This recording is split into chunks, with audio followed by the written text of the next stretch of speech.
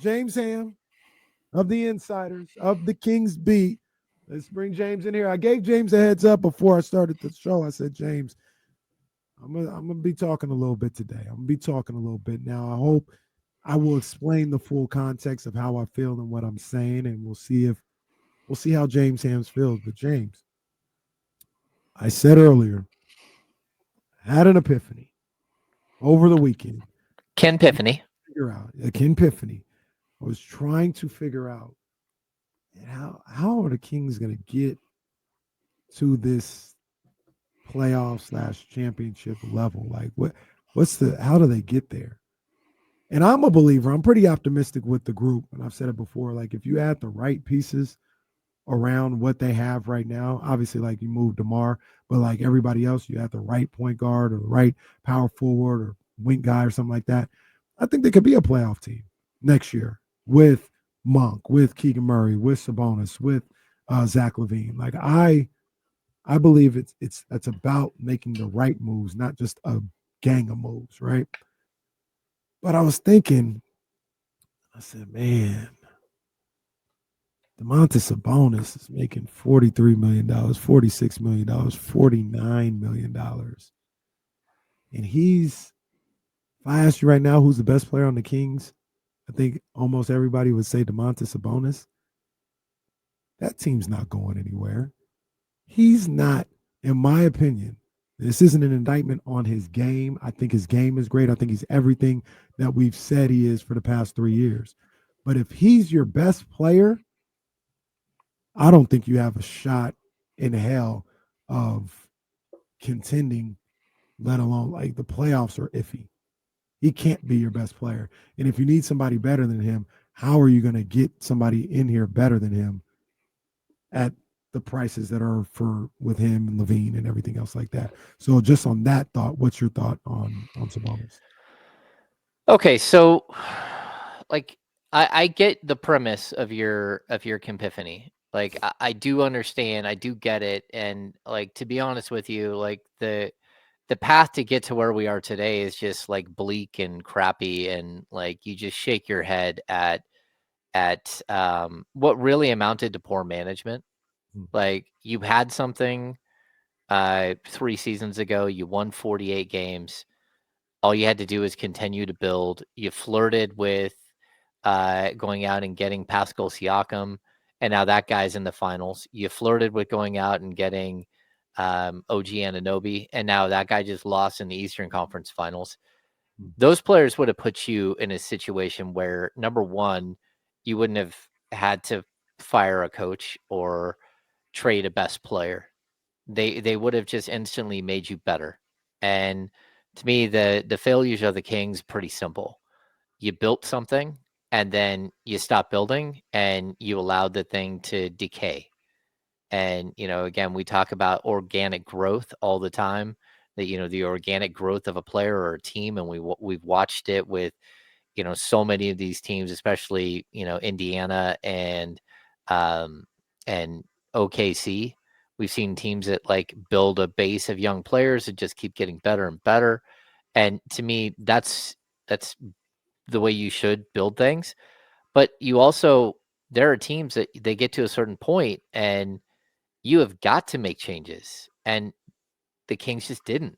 And by the time they did make changes, the changes were like to wedge a small pebble in a closing window. They weren't to throw the window back open. And that's why some teams are still playing and the Kings aren't. And so when you get to a point like this, I don't disagree that if Domantas Sabonis is your best player, that your team isn't going to be like a number 3 seed in the Western Conference or number 5 seed in the Western Conference. I totally agree with you. I do think that there are ways around building this team without trading Domas.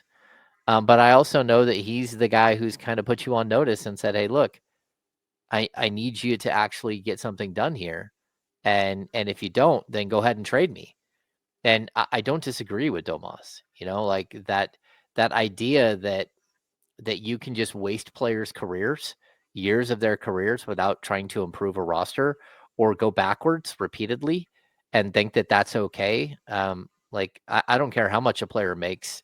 What he signed up for and what he got a contract extension, you know, pay what a renegotiate an extension on was for that team to continue to grow and be great, not for that team to take just a massive turn the wrong way.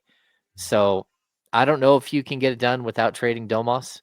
But I also know that one of the problems the Kings have is that replacing an All NBA center, a guy who made third team All NBA 2 years in a row up until this season, and who's led the NBA in rebounding 3 straight years, and who's exceptional and continues to get better. Trying to replace him is a big issue as well. Like, just because you're going to trade Domas doesn't mean you're going to get a player back equal to his talent.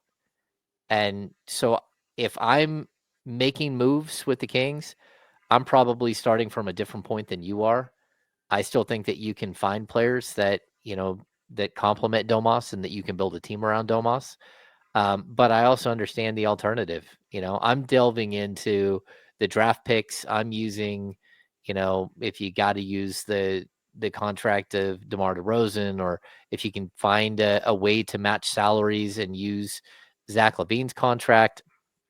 Hey, if you've got to go out and trade Malik Monk, I don't like that idea, but if you have to, I understand. Um, I just don't know that, I'm not going to pin what's happened here on Domas. I think this is a systemic issue with the Sacramento Kings. I don't think it's one player who all of a sudden, is doing something wrong and needs to go. Um, Especially when you look at his numbers and he's so consistently good. Actually, for that matter, consistently great. That's why he's, when you're all NBA, you're one of the top 15 players in the league. And I still feel that he's right there. But you do have to build the right pieces around him. Yeah, and for me, it's not about Domantas Sabonis, the player. I still, like I said, I believe he's a hell of a basketball player. He's everything that we've said he is for the last 3 years. He is one of the top centers in the league. He is, um, an all NBA player. Very helpful for a winning team. I just number one, the first part of it is I don't think his I think his trade value is closer to Zach LaVine than people want to admit. Like 40, if I'm gonna pay $43 million, we talk crazy about Rudy Gobert. I'm gonna play 43, 49, and 46 to a guy that I can barely give the ball to in the fourth quarter in crunch time, and he can create. I'm not saying he's used. I'm not trying to make that argument, but that's a lot. That's a lot of money. Where I better have one or two other guys that can close the game out for me. That's a lot of money to pay somebody that I can't run the offense through and have him be a threat to score and take over the game. So that's one of my issues with Domas is the responsibility that comes with that contract. I don't know. It's difficult. I think it's difficult to find teams that are willing to take that on. And my thing was, if I'm wrong and there are teams that are willing to take that on, Scott Perry should be calling all of them. Well, yeah, I mean, at this point, I think you have to be open to anything and everything. Like, again, if Domas yields you some spectacular package of players that makes your team better, then okay. But I'm not trading an all NBA player and coming back with 3 guys who aren't all stars just because I'm worried about his salary. I mean, the salary cap keeps going up, and the fact that he makes 46 or 43 million, 49 million, whatever it is, in the later stages of his contract. Like, look, by the time he's making 49 million, the salary cap is going to be like almost 190 or 200 million. You're still looking at a player who's making, 25% of the cap. And like, I know that's expensive, but he's also produced. He's not somebody who, but number one, who takes games off. But also, I mean, there is value in leading the league and rebounding every year. Like the failures of the Kings are just the inability to ever put the right players around him. Passing on deals that, you couldn't get done because you weren't willing to extend an OG Anunoby or a Pascal Siakam for the money that they rightfully probably deserve. I mean, again, those are starters and major pieces on Eastern, two of the Eastern Conference championship contending teams. And you passed on those players because you didn't want to pay them.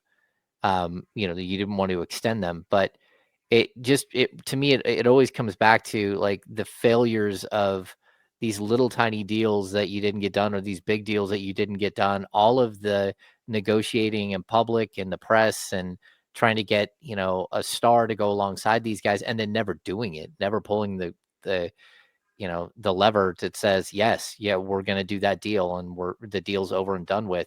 So now you put Domas in a situation where, yeah, I mean, if this team goes young, then clearly Domas isn't part of it. We're talking about a guy who's starting to hit that magic number. But if you're going to keep building this team, it's tough for me to say, hey, the first guy that needs to go is Domas. Like if I'm like setting a list of keepers for this team, I'm keeping Keon Ellis, I'm keeping Keegan Murray, and I'm keeping Domas, and I'm building around those guys. And the rest of the players, there are players that I like and that I would love to see on this roster, but I'm not overly concerned whether they're there or not. I think you can get value for some of them. I think others you can't get any value for. And the only way to get rid of some of these players is to have them be part of a bad trade, that another team is looking to get rid of a player that doesn't work for them either. But at the end of the day, I do have an affinity for Domas, a player who shows up every day, who plays hard, who does all the dirty work, who fights through injuries, and who's always been a pro. And the Kings don't always have that, and they also don't always have guys who make all NBA teams. I like Domas a lot, and I think it's just a matter of maybe how you view team building or your a preference. That's all it is. Because you said something that I just I don't see it the same way. I would not build a team around Domas. I would not build my team around what works best for Domantas Sabonis. I would not. He would be part of like the better player that's on the team. I'd be building around that player and saying, does Domas fit what he does? I wouldn't be going out and getting players around Domantas Sabonis. I think he's a great basketball player. I don't think he's that caliber of player. Like we talk about, get people that compliment Tyrese Halliburton, get people that compliment Anthony Edwards, get people that compliment SGA or Jalen Brunson and all this other stuff. Those are the guys you build around. You don't build around Julius Randle. You don't build around Rudy Gobert. Like you don't build around them. Those are the complementary pieces. And that's how I look at Domas. I'm not saying I'm right or wrong, but I look at him. That's not a guy I'm building around. No, I don't disagree with like, okay, so the premise that Rudy Gobert or Julius Randle, like, I mean, first of all, I think higher of Domas than both of those players. Like I think Domas is a better player than both Julius Randle and Rudy Gobert. They do different things for sure, but the key is like the Kings had their equivalent of Anthony Edwards, and he wasn't as good as Anthony Edwards, or in the same ballpark as Anthony Edwards. He was in the same ballpark. I don't know if he's as he certainly doesn't have the ceiling, and that was De'Aaron Fox. Like, so when you downgrade like who your best player is, and all of a sudden you make it a debate on who your best player is, and it's between Zach LaVine and Domantas Sabonis and even DeMar DeRozan, like that was a decision the Kings made. And I'd say this, like you were pretty easily able to build a 48 win team that was third in the Western Conference around Domantas Sabonis. And it came with, you signed Malik Monk to a deal. You drafted Keegan Murray. You traded for for Kevin Herter. You gave up a future protected first round pick for Kevin Herter. all of those deals in themselves, again, drafting in the top 4 is something the Kings aren't going to get to do unless they really go in the tank. But like the other moves, like they weren't so extreme. Trading for Kevin Herter, that was a neutral trade. Signing Malik Monk, that was a gamble. And you were able to build a 48-win team, boom, like that. So I don't understand why people don't see where you could build another 48-win team or 50-win team. We all thought they'd win 50 this last year around Domantas Sabonis. I don't think he's hard to build around at all. I just don't think the right guys were building the team around him. Like That's they no, had that's a good idea initially. They surrounded him with shooters, but then we all watched the thing play out. It's like, okay, you surround him with shooters, but hey, you need 1 or 2 more defenders. And going out and getting Chris Duarte on the cheap or going out and getting JaVale McGee on the cheap, that's not the way that championship contender teams continue to build. Sometimes you've got to go out there and, look at what the Boston Celtics did. The Boston Celtics capped out, and then they went out and got Porzingis and Drew Holiday. Like what they didn't do is they didn't trade for Kessler Edwards at the trade deadline as the only move. They didn't go trade for Robin Lopez twice and waive him. Like that's not what a team that is serious about building a sustainable winner, like maintain and improve. That's like that's on Monty West's gravestone at this point. And that's where I have problems is that I don't think, sure, you've got yourself into a situation where trading Domantas Sabonis might be your only way out, but that's on Monty and West. That's on ownership for allowing that to happen. Like you've got yourself in a situation, but again, I don't know how taking a step backwards is going to lead to a step forward. And at least at this point, because I'm not sure that Domas is going to get you just the raw, like, like the assets that you're hoping for in a trade, but that doesn't mean he's not a very good player. no, it doesn't mean he's not a very good player, but he's not. If he can't, he's not franchise. Like he's a good player. He is a good player. But just that last line that you just said, that tells you he's not somebody you build your franchise around. No, if he can't bring back other all-stars in return, name another guy that you're building around in this league that can't get you franchise players or all-star players back in return. If you can, and that's why I say if you can, you need to be on the phone with them right now. I don't think you can. That's why he might just be here. Just the same way people are looking at Zach LaVine, like you can't trade him, you're not going to get any value, or you got to attach stuff and stuff like that. I'm not saying that they're the exact same, but I think it's closer to that than to if you move on from Domantas Sabonis, you can get an all-star back in return. Yeah, I don't know that they're getting an all-star back in return. And that's not But somebody, to me, that's not somebody you build around. If they can't yield you another, once again, we can go through the list of other players in the league that if they are on the trade table, they're either giving you first round picks or they're giving you all stars back in return. Those are the guys that you build around. If they're not that, you don't build around those guys. yeah, but I mean, again, like it's not Domas's fault that they traded De'Aaron Fox. It's not. Like because like as a tandem, they made you better, and as like a group, like that's where I'm kind of the opinion that at this point you have to choose a path. It's really, really difficult because, the paths go 2 separate ways. Hang on 1 sec. I'm going to sneeze. Oh, there he goes. Ham with a sneeze. Ham with a sneeze. He was fighting I it was off able, as I long was as he able to, could. I could get to the mute button quick enough. There we go. Like, look, you have to choose what your path like right now. And it's really, really awkward because one path is you go out there and you take your 9 first round picks over the next 7 years and you try to improve the team. And I'm not saying giving up all 9 of them because that doesn't even work with Stepien rule and stuff, but to go out and maybe give up 5 first round picks, 6 first round picks, whatever it might be, pick swaps and all that stuff, and go get multiple players that help your team right now, that make you better, right?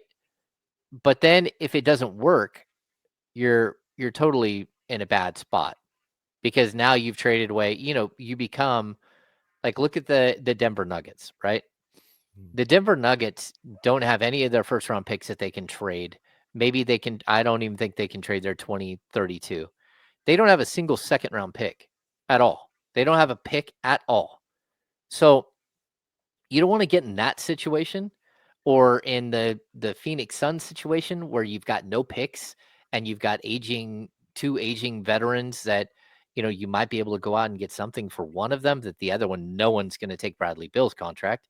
So like there's all of these weird situations around the league that are similar to this, but I also think you do kind of owe it to your team to, if you're going to build a winner, that you've got to have as much talent as possible. And Domas should be the centerpiece of that because at this point, he is your best player. He is your most talented player, the one that puts up the most stats. But again, you already made mistakes here. You already, again, trading De'Aaron Fox. Now, the key, if you trade De'Aaron Fox like you did, the key is you better be able to go out and use what you got from De'Aaron Fox to go get the next De'Aaron Fox, to go get somebody else. Because again, I'm not going to put the blame on Domas for being the best player on the team when it's not. It wasn't his decision to trade the best player on the team. Yeah, And but here's my thing, we can't do nothing about that. Scott Perry can't do anything about that. What's happened the last 18 months is what's happened, and this is where you're at.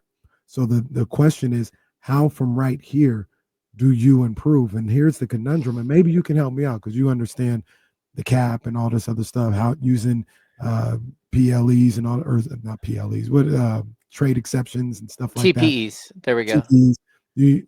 How do you get, when you talk about using all these draft picks, that has to be for somebody that's worthy, right? Like Yep. somebody that's worthy. How do you do that while making it work contractually? Because somebody that's worthy is probably in the $40 million range.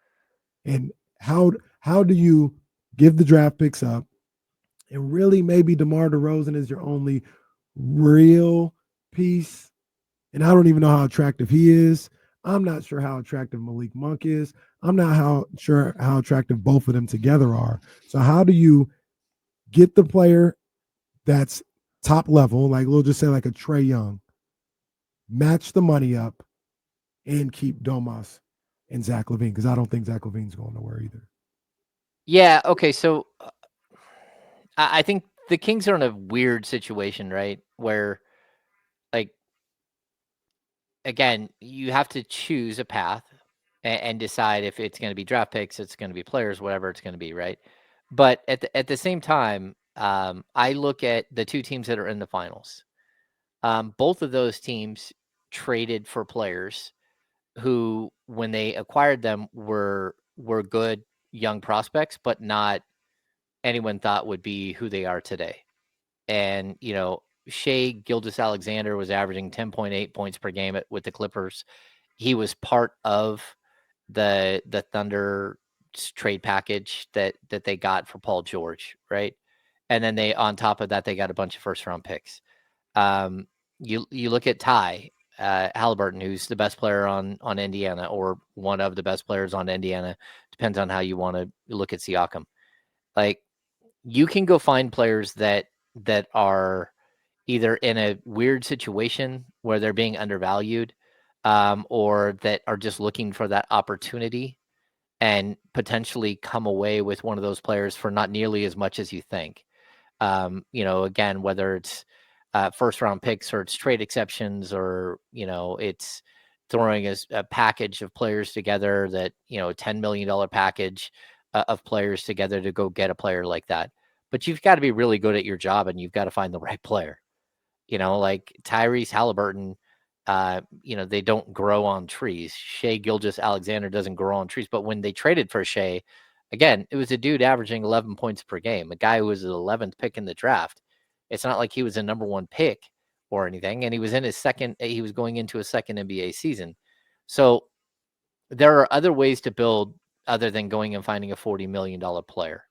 There are underutilized assets. There are players in the league who are ready to bust out, but just haven't quite got there yet. And then there are players who have just been in situations that, didn't really give them the opportunity to shine. So if you can find some of those, that would be a good thing.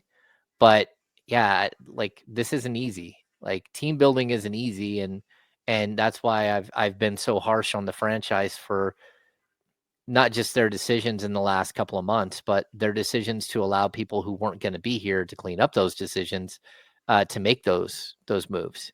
And to me, that never made any sense. And so, yeah, it's tough, but that's why you brought in new management. That's why Scott Perry is, hopefully he's good at his job and can go find a couple of these pieces that really do make a lot of sense for your team, and you can grow from there. A couple things you were talking about. Sounds like somebody. Uh-oh. It sounds like somebody, but I don't think you're going to like it, James. I'm going to try and sell you on it. We'll do that when we come back. We got James Ham with us on D-Lo and KC. It's ESPN 1320, Sacramento's #1 sports station. Oh, man. Yeah, Aldrin J. I don't think that Portland is letting Scoot Henderson go anywhere. I think they intend to build around him. But I do think there are players out there that, are just waiting for that other opportunity.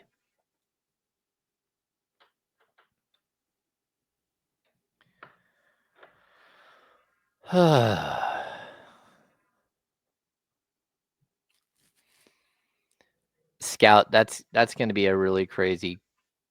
I don't know that he's going to get traded this offseason, but he's going to be one of the decisions that are out there. He's not. We talked to one of these guys in Memphis on Friday. I think we should all get Ja out of our mind frame. He's not getting traded. And when you think about it, they probably shouldn't get traded. Yeah, I don't think I heard you talk to him. Yeah, he's a Memphis reporter, and basically one of the things they kind of did was they moved on from Jenkins because he was not playing a job-friendly offense. And pick and roll. This new coach is, I don't want to say brought in specifically because he's doing a job-friendly offense, but it's almost that. Like he's not, Ja's off the table. Like he's not going nowhere. That's interesting. Russ Dog, you asked about Anthony Simons. Yeah, he's a cheaper option, and he could probably score, but he's more of a stopgap. I don't think that you're gonna build, again, a full-fledged winner around Anthony Simons as like your best player. If he's your best player, that's tough, and he's almost 26. Again, he is a guy who can score, but he's put up a lot of numbers on a perennial loser over the last like 3 years.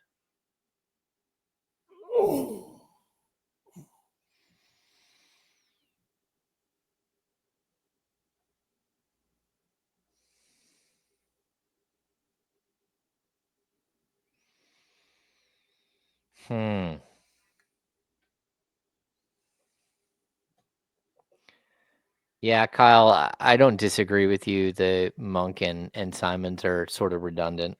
I just like neither one of them is a true point guard. And I think Simons is probably better coming off the bench, just because he's not a great defender.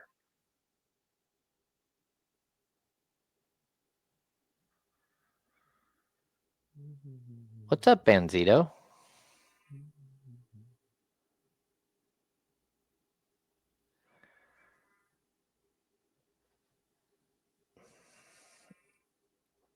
Yeah, I'm not a huge Kobe White fan. Shaden Sharp is one of those guys. Benedict Mathurin. There you go, Kay. Those are types of people that you're looking at and go, hey, I think they might be way better.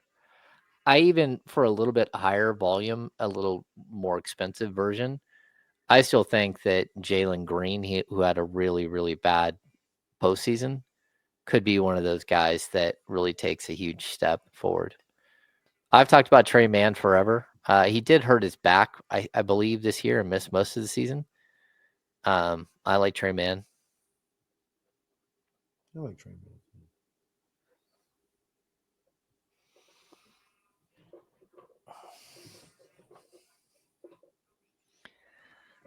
I don't think anyone is taking on Zach LaVine's contract. What do I hear in the background? I don't know. I don't hear anything.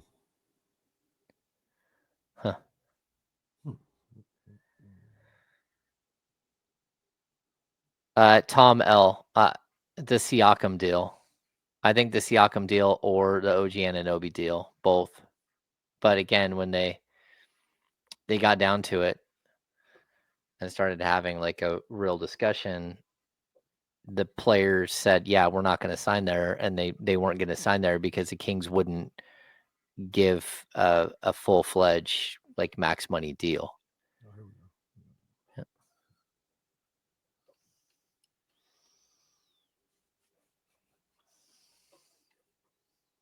James Ham rocking with your boy KC here on D-Lo and KC. We wrap up this Monday afternoon. It is. I'm always just tripping off right now that this is June 2nd. We just started the year. We just started 2025. Now we're damn near halfway through. Wild, absolutely wild. Crazy. James, we were talking before about my thought process of maybe having to move on from Domantas Sabonis. And we were talking about a player, or you talked about a player that, you need to go find that player like Tyrese was when the Pacers got him, like SGA was when the Thunder got him. I got a guy that I like, that I've circled a little bit. I'm almost certain that James Ham does not approve, especially when you talk about moving on from Domantas Sabonis to get this young man and the price and all this other stuff. But I think, and we talked about this last week, I think just the way that I would put this team together, you read the tea leaves, you listen to Scott Perry, you listen to Doug Christie, I think they feel the same way. I think you feel the same way. You said, this team needs a point guard. That is paramount to this roster building that they're trying to do. They have to find a point guard. I think it was Kyle Madsen who said it. Maybe it was you. I can't remember. They said they need to find a way to get a top 15 point guard in this league. Not just like Trey Jones ain't going to get it done. And I like Trey Jones. I do. But I don't. If you come away from this summer saying we signed Trey Jones as our starting point guard, that's not what we're trying to see here. I'm almost nervous to say this in front of James. I don't know if he's going to just hang up or curse at me or something. I don't know. There's a young man in Charlotte, North Carolina by the name of LaMelo Ball who has a lot of red flags, injury prone, maturity, hasn't won anything.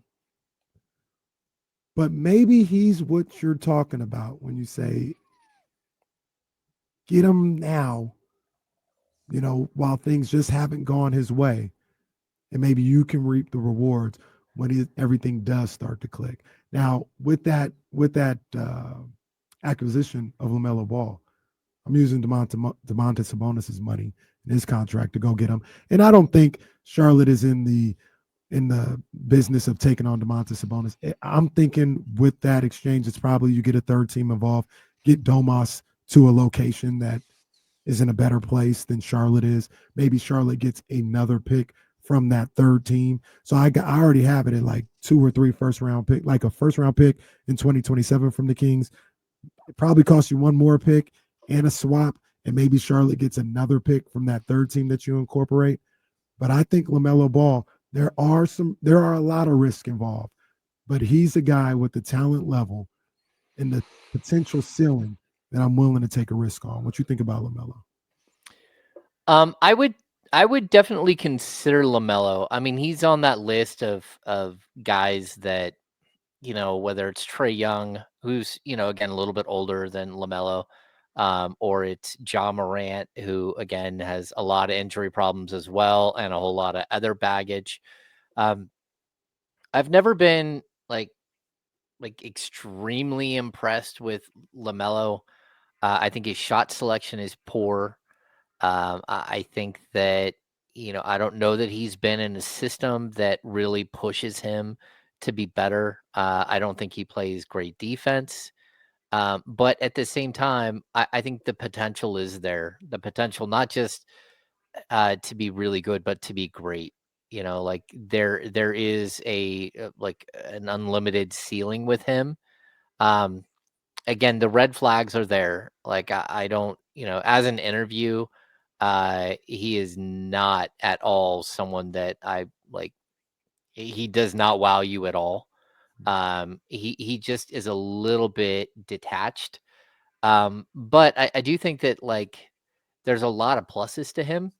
I just wouldn't do it if it included Domantas Sabonis. To be honest with you, I'm willing to give up the picks. That's fine. But I would do more of. I mean, if you've looked at his contract is absolutely bonkers. It's out of this world huge. And so if I'm gonna look at a player, and I'm right here, I've got it. So LaMelo, he makes 35 million this year, 37, 38, and then 41, and then 43.5, and then 46.4. Like he's got a big time contract. I would take on that contract, but they're going to need to take Zach LaVine. And the reason why I say that is because I can't pair LaMelo and Zach LaVine in the same backcourt. I just can't. I think you can build around LaMelo. I think you can build a speed team around LaMelo. I think he will improve as a player if he's put in a situation where winning means something. And as of right now, Charlotte winning hasn't meant anything. I don't think they can build a young core around him there, but I would take him. But I'm not giving him up for Domas. I'm not giving up Domas for him. But I definitely like. I think there are a couple of different types of trade packages you could put together to come away with that type of money. And I think he is worth the investment of a couple of first round picks just because of his age. And I'd even because you've got extra first round picks from the De'Aaron Fox trade. That's what like if you're going to trade your star player, you better be able to go take whatever you get from him and go get another star player.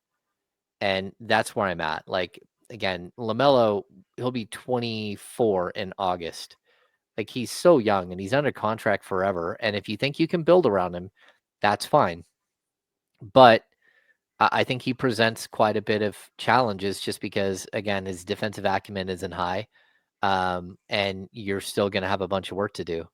You still have to find wings to play with to run alongside him. But I think we'll have to see if Charlotte opens up and says, "Hey, we're not gonna, we don't want to pay this guy his contract that we signed him to." And if that's the case, yeah, I'd bring him in. And then like, look, you got him with get him with your training staff and really work to get him right. I think the fact that he hasn't been able to stay healthy is, that's partially on him and it's partially on bad luck but it's also sometimes it's on a team who just isn't valuing that. And again, when you're playing for a team that doesn't win games at all, a lot of times they don't value things like, games played because they're trying to lose anyways. And one of my major concerns is that, again, they won 19 games this year. They won 21 the year before. They won 27 the year before that. They won 67 games over the last 3 years. And that's just not good.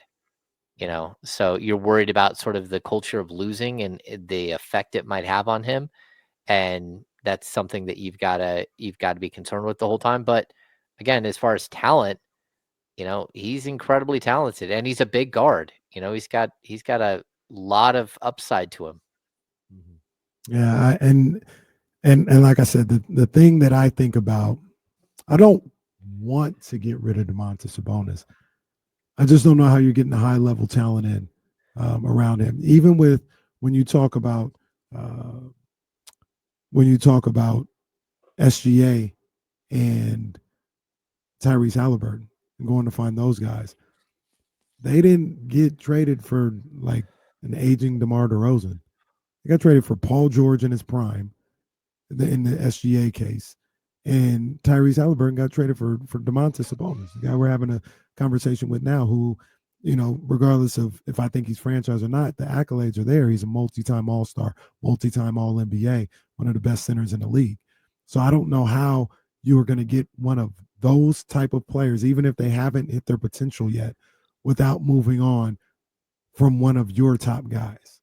Well, yeah, but SGA was acquired for Paul George. That SGA was one of the players that they used to match salary. And I think he's a young player that they said, "Hey, we want him."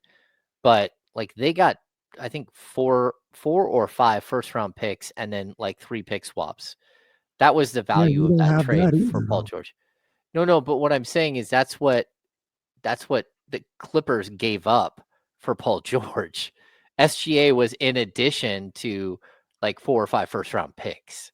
So No, for he sure. But what I'm saying is, it was the contract of Paul George, and it was the player that OKC had that even allowed the Clippers to even look their way. If Paul George wasn't on the Thunder, the Clippers wouldn't have made the deal. No, I get what you're saying, but my point is that you're not trading like Demonis. What I'm not saying go out and trade Demonis Sabonis for a young player who has his potential in 5 first round picks. Like because first of all, you're not getting that kind of value for Domas. Like I'm talking about going out and finding players that are underutilized in their situation, and if you have to give up a first round pick to get them, you'll do that. Like I don't know if Andrew Nemhard is good enough to give up a first round pick for. But if you felt like he could potentially be a star level point guard if he wasn't playing alongside Tyrese Halliburton, then it might be worth it for you to go give up a pick to go get a player like that. And that's where I'm saying go find the underutilized or a guy who's in a situation that doesn't let him flourish in the right way. And we've seen that time and time again over the course of the years in the league where a player is in one spot and when they move on to a new team, you realize that they were sort of a victim of circumstance. And it's one of the reasons why I would never advocate right now for trading Keegan Murray because I think there's a very good possibility Keegan Murray gets traded to another team and becomes every bit the player that you thought he would be in Sacramento. Lives up to the number of 4 overall pick billing because of his ability to play defense, but also to be a very, very strong offensive player who just, got pushed down the depth chart so bad this year that he wasn't able to flourish.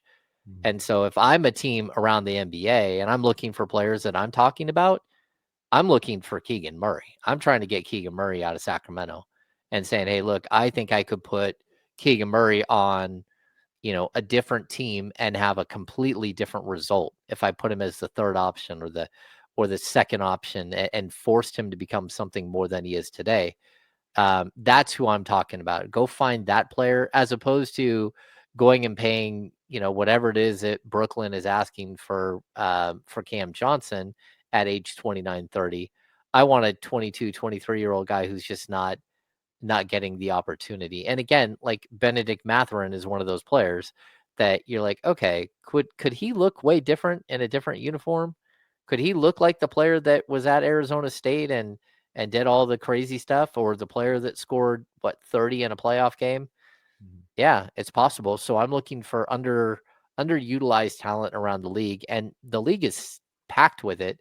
You just have to, find the right guys. And, again, like there are different versions of this, like whether you're looking for like a Jake LaRavia small forward type that's just going to be in your rotation, or Najee Marshall that might be better in your rotation, or you're looking around the league and you see somebody and you're like, hey, I would take a flyer on, uh, you know, I don't some weird like Watson for Denver. Maybe you think he could be really, really good in the right scenario. In the same way that, like, look at Tamari Kamara for Portland. Like, Kyle's guy up in Portland tells us, like, when they made that trade to move on and take on DeAndre Ayton's salary and that big deal, right? They said they wouldn't do that deal unless Kamara was in it. And then they got Kamara, and next thing you know, he's an all NBA defender. Like the Kings need to find their version of that. And those guys are hiding in the league, but you do have to give up value to get them. No, for sure. And the thing, and I know you were just saying names though, but to me, it's clear what you need. Like everything that you talk. Who's the point guard? Benedict Mathurin. That's what you need. You Yeah. need the point guard version of Benedict because Benedict Mathurin himself, that's just another shooting guard that you're adding to the problem that No, you of have. course, of course. Yeah, yeah. Yeah. No, I know you were just naming names, but I'm just saying like that's why I'm so locked in on the point guard position and trying to figure out if they could find a, and Kyle said it, I think it might have been you too who said it. If they could find the top 15 type point guard in this league without giving up Domantas Sabonis, sure, let's do it. Let's do it. It's great. I just don't see the path. I don't see how that's possible.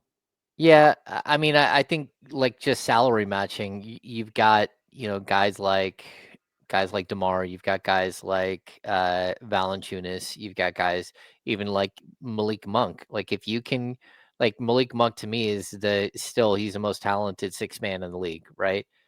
But if you don't have a point guard to set everything up, it doesn't matter if you've got a really talented six man. You Hammer, know, people gotta want these people too, though.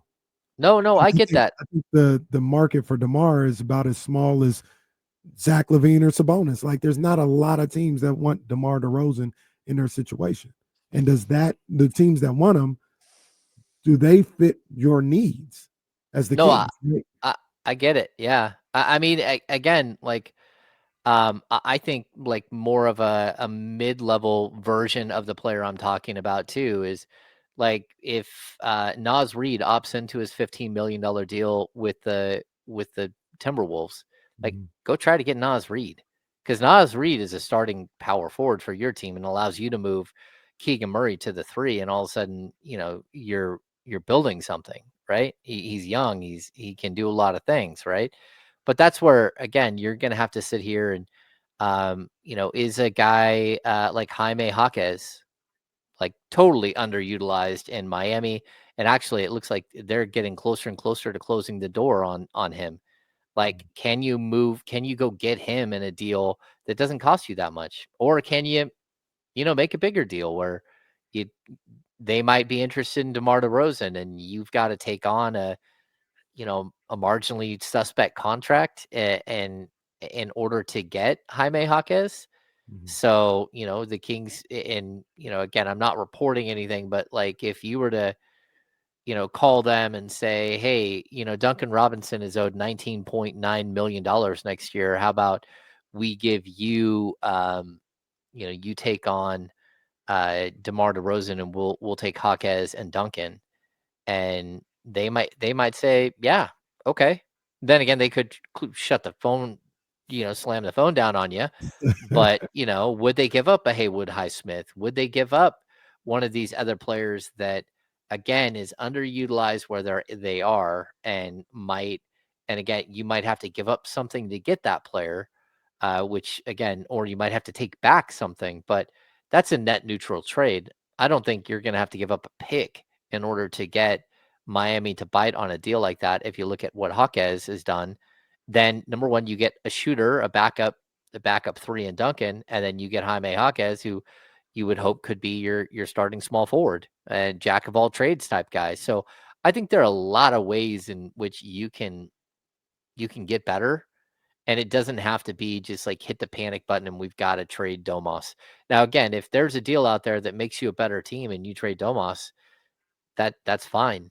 But I think it does have to make you like a laterally good team or a better team in order to do it. And that's, it's not going to be easy, but I like you guys discussed earlier, Carl Anthony Towns for Domantas Sabonis.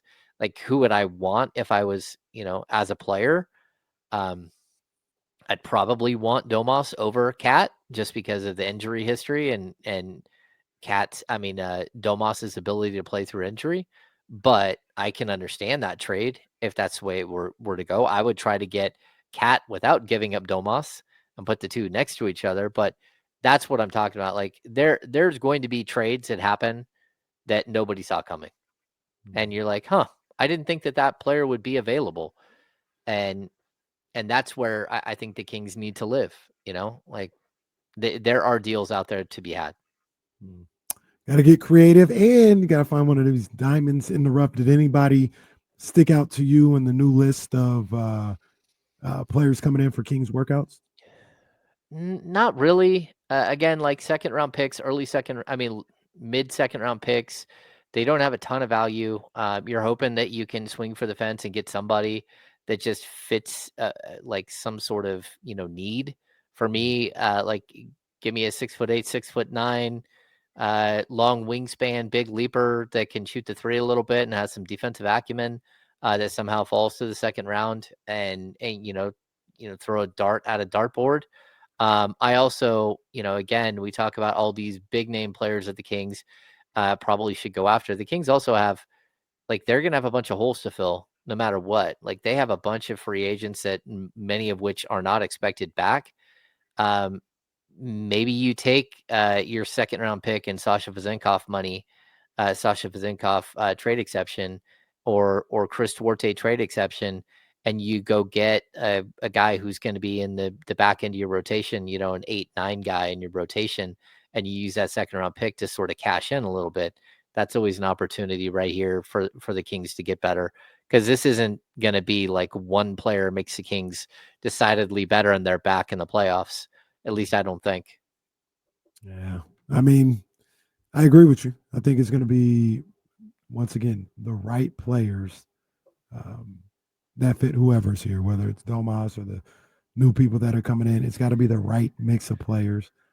But I also don't think they're that far away. I like some of the guys that I think are going to be here when you talk about a Keegan Murray.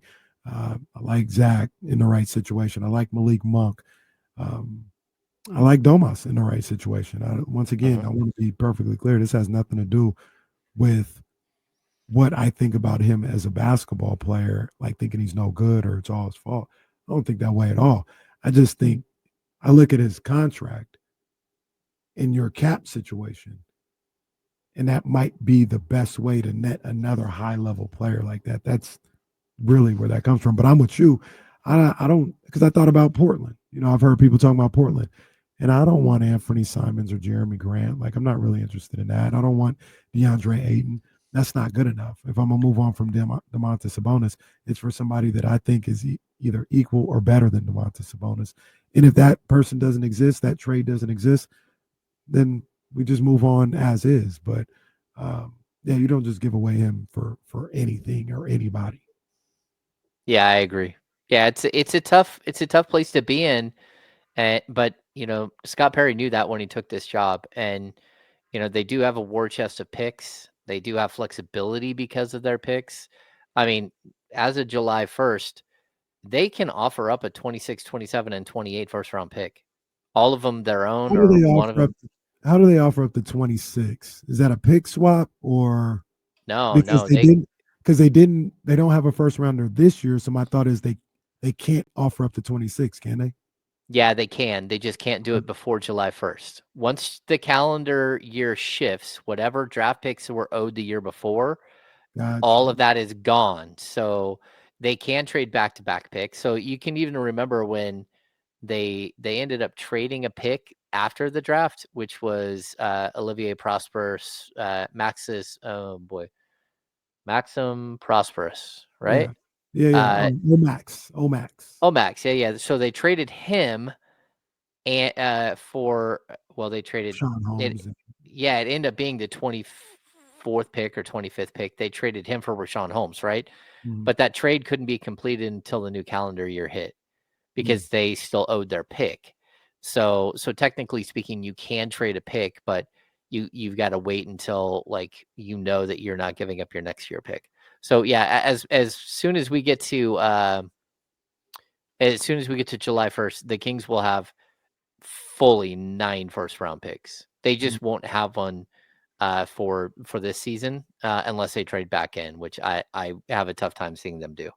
Yeah. But because they have an extra 27, they now can trade 26, 27, 28, because the step-in rule doesn't allow you to trade back-to-back picks Mhm. unless you have an extra pick.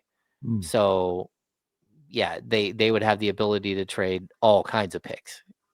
They could get creative here. Okay, let's get creative then. Damn it, let's get creative, man.